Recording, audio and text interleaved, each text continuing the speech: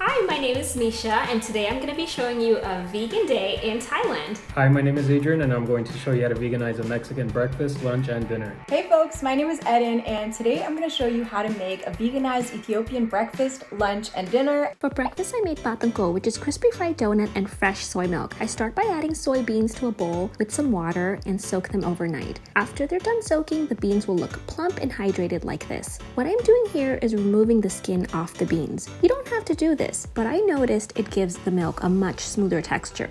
I like to do this a few times in order to remove the skin off as much as possible. On my left are unsoaked beans and on my right are the plump soaked beans. What a huge difference. Then I pour the beans into a blender with 2 cups of water and blend it until it's nice and smooth. Soy milk is easy to find at a store, but for me, nothing beats a batch of fresh homemade soy milk. After it's blended, I put a cheesecloth right over a pot and strain the milk. Now this is the fun part. Gather all the edges and squeeze out as much as you can, and then you'll be left with something called okara, which is soy pulp. Don't discard that. They're actually very good for composting. For some added aroma, pandan leaves are tied together in a knot and boiled together with the milk. It adds a nice floral and coconutty aroma to the milk. Don't walk away from the stove though, because the milk boils over quickly, so stay with it. I add some sugar to my milk and let it dissolve. I then strain it into my glass and my soy milk is ready. For the crispy fried donut, in a little bowl, I start with some active dry yeast, sugar, and a little warm water.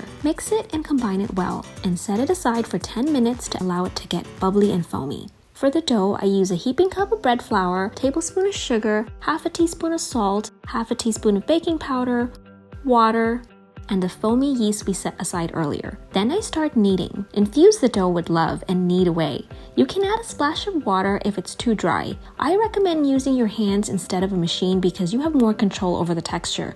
I remove the dough from the bowl and lightly oil the bowl and the dough and place the dough back into the bowl. Then I cover it and set it aside to rest for 3 or 4 hours. Now that the dough is risen and ready, I punch it down a few times, then divide the dough. I spread a little flour onto my work surface and start rolling out the dough. Then I trim off the sides so I can form a rectangle. I split them into 2 smaller rectangles and divide equal parts into even smaller rectangles. Then I dab a little water on half of them so they can stick together. In a pot, I add some neutral oil. I let the oil heat up, then stretch my dough slightly and drop them carefully into a pot of hot oil. Don't crowd the pot so the oil can remain hot and the temperature doesn't drop. Also, they do become fluffy, so you'll need enough room for them to expand. The conjoined donuts have a cute representation in Thailand, often referred to couples who are always stuck together or best friends who are inseparable. It is best enjoyed warm and crispy with a side of fresh soy milk, just like how I remember them from the streets of Thailand. For breakfast, I'm making a Mexican-style tofu scramble. To an oiled pan, I added crushed tofu, stirring occasionally to allow some of the moisture to cook out. I seasoned the tofu with salt, pepper, onion powder, garlic powder, turmeric, and nutritional yeast. Then I added plain almond milk to allow the dry seasonings to mix into the tofu. I cooked the tofu for about 3 minutes and then it took on this golden color and I took it out of the pot and set it aside. To the same pot, I added onion, jalapeno, tomato, cilantro, and seasoned it with salt. I allowed that to cook for about 4 minutes, stirring occasionally until the veggies became soft, and then I added my tofu scramble and mixed thoroughly. I paired this Mexican-style tofu scramble with beans and topped with avocado. This is one of the many breakfast foods that I enjoyed eating while I was growing up, so I'm glad that I was able to veganize it and share it with you guys. For breakfast, I made ful. This is a super popular dish in East Africa and in the Middle East. I love it for breakfast on the weekends. The first thing I'm going to do is crush up my fava beans with the back of a wooden spoon. You can use a jar or whatever you have at home to crush it up. Now I'm going to add some oil to a hot pan and then a little bit of diced onions and just begin to stir this around and saute it. Once it begins to get a little bit of color, you're going to go ahead and add your spice. I like to add just a little bit of cumin. This is optional. Not everybody likes to add cumin to theirs, but I like to make sure that every component of my ful has lots of flavor. Then I'm gonna go ahead and add some freshly chopped garlic to the mix, because who doesn't love garlic, and a little bit of crushed tomato. Again, I'm adding my own spin because I like to make all my stuff super flavorful and add my own little remix to everything I do. Now I'm gonna go ahead and just begin to cook down this mixture and then add my crushed fava beans. Now, I know it looks a little bit like a hot mess right now, but just trust me. You're gonna continue to crush this with the back of your wooden spoon until you get the texture that you like. You can cook it down for as long as you'd like. Add a little bit of water just to make sure that it doesn't burn, because it will thicken up really fast, and you can control the temperature to make sure that you don't burn your full. You don't want to do that, right? And then you can go ahead and just add a little bit of olive oil. Now we're going to continue to stir this, and I'm starting to get the texture that I like, so I know I'm almost done. And I have all of my fresh ingredients prepped already. These like tomatoes, jalapeno peppers, and red onions ready. You can also add other vegetables that you like, but these are the classics. Then you're gonna top it with some more olive oil, and this is the most important part, sprinkling on some bera spice, which is an essential East African spice. Now you're ready to eat it. I like to get some fresh pita bread and just dip it in. Whenever you're eating Ethiopian food, you gotta eat with your hands. So get nice and comfortable, wash your hands, and get ready to enjoy. It is so delicious and the perfect breakfast. For lunch, I made somtam or papaya salad and tofu satay. For the papaya salad, I start with fresh cloves of garlic, fresh Thai chilies, and pound away. Pounding them helps intensify the flavors. Then I add shredded raw papaya, beautiful and bright cherry tomatoes, juicy lime slices, and soy sauce. The word som in Thai means sour and tam means pound, so there's a lot of pounding in this dish. The amount of soy sauce varies according to your taste. A whole lot of lime juice is also a part of this salad. For a little sweetness to balance the flavors, I add some coconut palm sugar, and you guessed it, pound it some more. And lastly, I add crushed roasted peanuts, which gives it a nice crunch. A little more pounding and mixing, and it's done. For tofu satay, I start with a block of extra firm tofu. I cut them into half-inch slices. Then for the marinade, I use a cup of coconut milk, curry powder, turmeric for color, and 2 teaspoons of salt.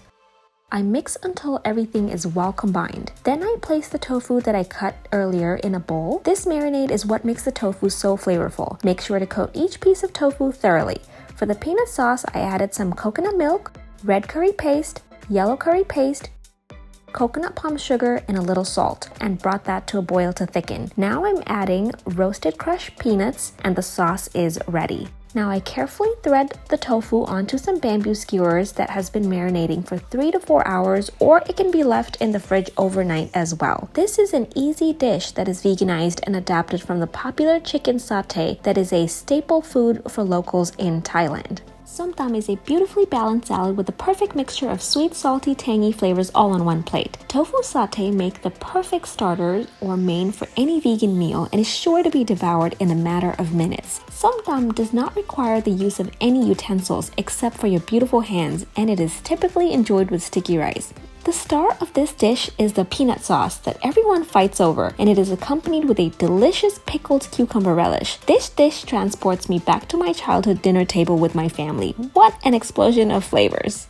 For lunch, I decided to make probably one of my favorite Mexican dishes to ever exist, Pozole Rojo. To start off, I boiled my chile guajillo and chile pasilla until tender, and then I added them into the blender with garlic cloves, a bay leaf, and water to help everything blend together. And for those wondering, the chile guajillo and pasilla are not spicy chiles. They give the pozole broth a rich and deep flavor, but not spicy. To a large pot, I added water, garlic cloves, bay leaves, and onion. And to make the broth, I used a vegan bouillon paste made out of vegetables. I let that dissolve in the water, then I added the chile mixture. But before adding the chile mixture into the broth, I made sure to strain it to remove any large clumps of chile that the blender might have missed. After that, I added the hominy to the broth and brought everything to a boil and cooked through for about 30 minutes.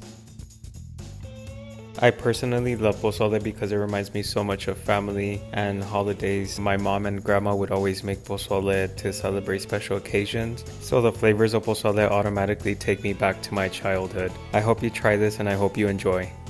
For lunch, I made bursin. This dish is also known as misir, and it's one of my all-time favorites. The first thing that I'm going to do is I'm going to sweat out the onions and essentially just add them to a pan without any water or oil and allow the moisture to release. Then I'm gonna add a generous portion of neutral oil and continue to stir up the onions and allow these to cook down and caramelize. As these begin to caramelize, I'm going to go ahead and get my bera spice ready. This spice is so essential to Ethiopian and Eritrean cuisine. You'll see me use it in every dish. I'm gonna add so much flavor because it's a blend of over 13 different spices. Every family has their own blend, but some of the essentials are dried chili peppers, Ethiopian cardamom, ginger, garlic, onions. It's so flavorful. You don't have to add as much as I do, but I'm somebody who likes the heat, so I always add a generous amount of bera spice. Now I added just a little bit of water because I wanted to prevent this from sticking and from burning, and then I add some crushed tomato. This is another optional step. You don't have to add tomatoes to your bursin, but I love the flavor that it adds. And then I add some fresh garlic. I like to add the garlic closer to this part of cooking down the bursin because if you add it too early, it might burn. Then I add my washed and drained red split lentils. It's really important that you properly wash your lentils, and it's really important that you don't add too much water to your pot. Again, a little bit at a time. You want to make sure that these lentils are thoroughly cooked down, but you want to retain all of that flavor. Now is the fun part where you can serve this with some injera flatbread. This dish brings back so many memories of home, but anytime I share a recipe, it's bittersweet for me because in Ethiopia, the situation isn't good, especially in Ethiopia's northern region of Tigray. And although I enjoy the food and sharing it, I always remind people to speak up for them. For dinner, I made a hearty Tom Kha coconut soup. I start with some water in a pot. Thai food is all about fresh herbs, so here I'm using lemongrass stalks and I pound them to release their flavor. Then I use kha, which is also known as galangal root. It is closely related to ginger. Some people call it Thai ginger because it resembles ginger so much. Then I add some dried chilies, kaffir lime leaves, and 1 fresh Thai chili. Give it some time and allow the water to be infused with all the herbs. You can also enjoy a facial steam from these herbs while you're waiting. Then I added some mushrooms for that umami flavor and let that cook down. Then some cubed tofu and creamy coconut milk. A little coconut palm sugar to bring out all the flavors, and what makes it authentic is this tamarind paste that gives this soup a beautiful sweet and tangy flavor. I continue to cook for a few minutes and added some salt. I keep a close eye by stirring the pot every few minutes so nothing sticks to the bottom or the sides. Then I turn off the heat and end it with some fresh lime juice. By some, I mean a whole lot of lime juice. And cilantro. All herbs added to this soup besides cilantro are not meant to be eaten. They flavor the soup and fill my house with a wonderful citrusy aroma. In Thailand, Tom Kha is served as a main meal with a side of steamed jasmine rice. There is nothing more satisfying than taking a bite of a recipe that has been passed down within my family tree for so many generations. So for dinner, I decided to make my favorite vegan carne con chile. To make the salsa, I boiled tomatillo, chile serrano, onion, and garlic until they were soft. I added them into the blender with fresh cilantro, onion powder, garlic powder, and salt. Then I blended until smooth. For the meat, I'm using vegan soy beef curls, which require you to rehydrate them in hot water. Once the soy curls have been hydrating for about 5 minutes, they usually double in size and soften up. Now in an oiled pot, I'm adding potatoes and sauteing them until they become soft. Then I'm adding these soy curls with seasoning salt, onion powder, and garlic powder. Then I added my chile with a tiny bit of water just to thin it out a little bit. Then bring it to a boil and you're pretty much done. You have your vegan carne con chile. This veganized version of carne con chile is insanely good. I wish everyone can try it. I promise you won't even miss the meat. This just goes to show that you can still enjoy vegan versions of all the amazing cultural dishes you ate growing up. Just takes a little bit of practice, but everything's possible. For dinner, I made mushroom tibs. This is a dish that is traditionally made with meat, but instead of meat, I'm using mushrooms, and I think it tastes amazing. Now, the first thing I'm gonna do is add some mushrooms to a pan. I didn't add any oil or anything to it. I'm just gonna sweat out these mushrooms and get them to release the moisture. Then I'm gonna remove the mushrooms from that same pan and add some roughly sliced onions and a little bit of oil and just begin to saute this. Then I'm gonna go ahead and add that bera spice blend that I'm always talking about and that is so essential to East African cooking. Then add just a little bit of water to prevent this from burning. And I like to add just a little bit of tomato paste for flavor. Then cook down that tomato paste with a little bit of the water and add some fresh tomatoes, and then add your ginger and garlic mixture. Then go ahead and add those cooked down mushrooms and begin to stir it up and make sure everything is coated in that berbere tomato mixture. Now I like to add some colorful bell peppers and continue to stir up the pan. And then for that secret burst of flavor, I add Ethiopian cardamom, which is known as kororima. This is optional, but I think it wakes up the flavors and it's so delicious and fragrant. Now I like to add some jalapeno peppers for some texture and some rosemary. When it comes to Ethiopian and Eritrean cooking, they often use rosemary and peppers as the garnish, so I'm gonna go ahead and do that here and then serve this up with some injera. I love this for dinner, and I love all the memories it brings up of my family and all of the ways that you can remix these traditional flavors. If you love the food, I encourage you guys to check out these recipes and also speak up for the people who don't have access to it right now in Tigray.